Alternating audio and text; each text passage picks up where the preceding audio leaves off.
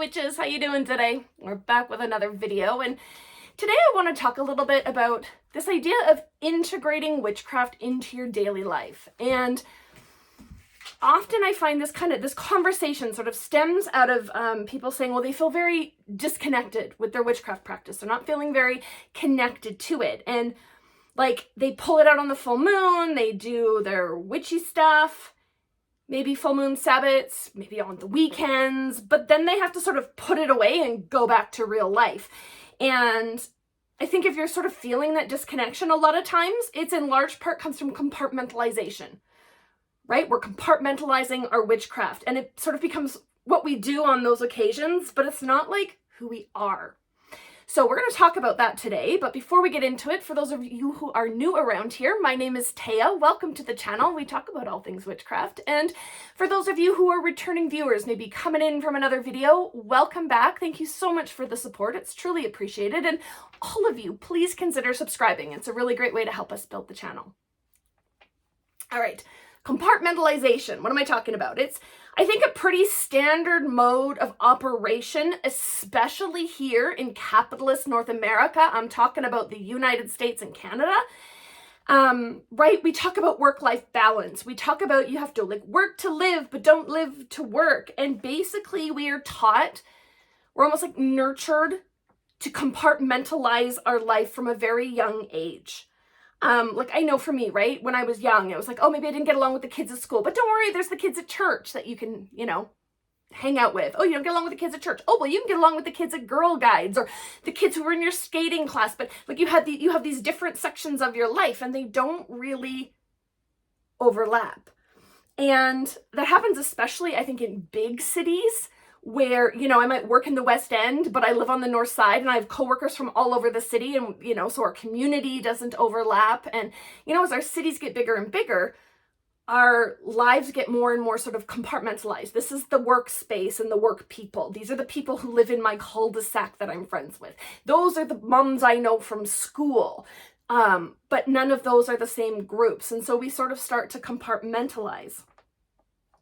And I think naturally that leads to us compartmentalizing our witchcraft, just like we would a hobby, right? We pull it out on the full moons, the Sabbats, maybe on the weekends, but it's not like something we're doing all the time, right? Especially if we don't live publicly as a witch. Now, this is not a video about how you have to live publicly. Not at all. I know that for a lot of people that is not an option, and that's okay.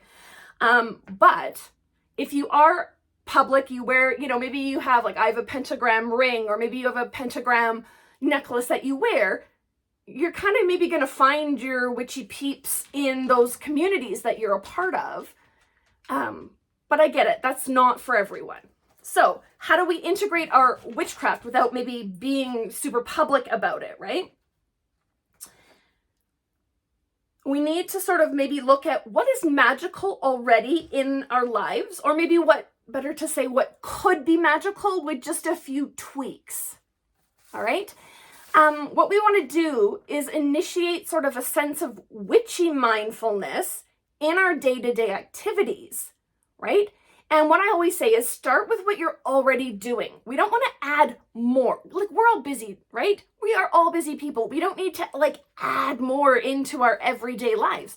But looking at where we can already ritualize or magicalize our lives can help us bring witchcraft, not just something we do on the full moons, but it's something that's part of our life all the time.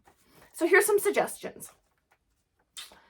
Okay, this one is such a trope, but there's a kernel of truth to it, right? It's that you get up in the morning and you stir your coffee 3 times clockwise while stating your intentions. And I get it, right?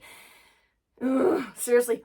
But the idea is you're already making coffee, right? So hopefully you've already got some intentions, or what are those other things called? You use an intention to make the word's gone and starts with an A. Anyways, right? You're going to state those sort of out to the world while you're stirring your coffee. Maybe you have a special bar of soap or a special body wash that you can use to do a quick energetic cleanse when you're already in the shower. So I'm not talking about taking a ritual shower, but right, every morning or every night when you shower, right? Are you going to like have that body wash that sort of maybe sets a shield up for you or rinses off the negative energies of the day, right? And just to do a quick once over with that while you're already in the shower. Maybe for some people it's saying morning or evening prayers or affirmations. That's the word I was looking for. Affirmations, stating your affirmations. Maybe it's doing some journaling. Maybe it's working with abilities that you might already have, like practicing your psychic senses on the bus or practicing seeing auras when you're on a coffee break at work.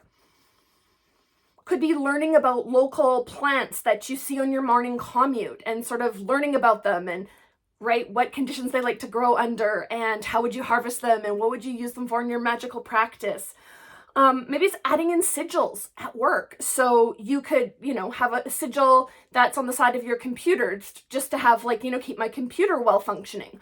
Or maybe it's to keep the crazy coworker at bay, right? Whatever, but adding in a little bit of sigil work. Or in the same vein, maybe you want to enhance the energy of your office and putting a crystal there. Doing breathing meditations. I used to do that when I worked full time. I had an anxiety disorder, I have, and it was kicking my butt at the time. And at 12 minutes after the hour, I had set my phone to have just a very soft alarm that would go off that would remind me, just breathe.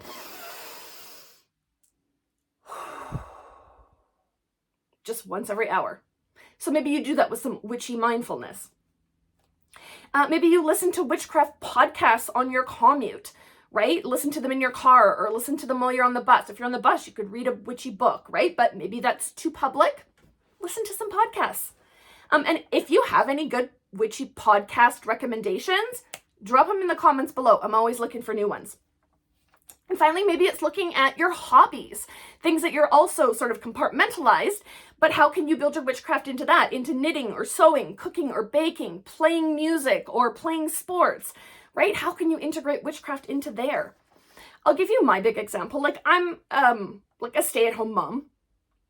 So it's a little easier to build witchcraft into my life because it's all in my own home, so to speak. But one thing that I hated doing every day was walking the dog. I hated walking the dog because I always just felt like I'm out here for half hour, 45 minutes, and there's other things I need to be doing, and I'm just kind of stuck walking at my dog's pace, which thankfully is quite quick, but right, it's I have to do this. And then I realized, why don't I witchify my daily walk? And I started listening to witchy podcasts. If it's windy, because I don't like the wind in my ears. If it's not windy, I will walk and listen to the bird song and feel the breeze on my face. And, in the winter, and listen to the crunch of the snow underneath my boots and make it a very mindful moment. And I'm appreciating sort of the land that I'm walking on, right? In the summer, I forage. I pick out local, a local plant that I want to learn about, what a lot of people call weeds, and I find them and I figure out what can I use them for in my practice, and I find out when they're ready to harvest, and I maybe harvest them if I don't already have it. And, I watch, there's ponds, there's these sort of ponds around our neighborhood. So I look at when are the geese coming in the spring and when are they leaving in the fall? When are the hares changing from white to brown and brown to white? When does the lake finally ice over and when does that finally melt in the spring? Right, watching those sort of seasonal trends. When are the leaves changing colors on the trees? And all of a sudden this dog walk went from something that I just kind of was to I look forward to it.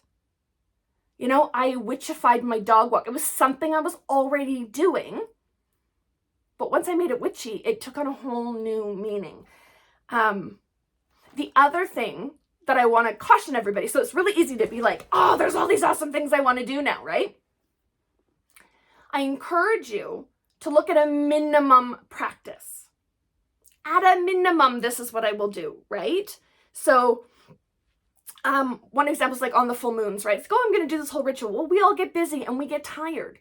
So maybe you're I am going to do a 3-card pull divination for the moon phase ahead, the moon, right, the next cycle of the moon, on the full moon.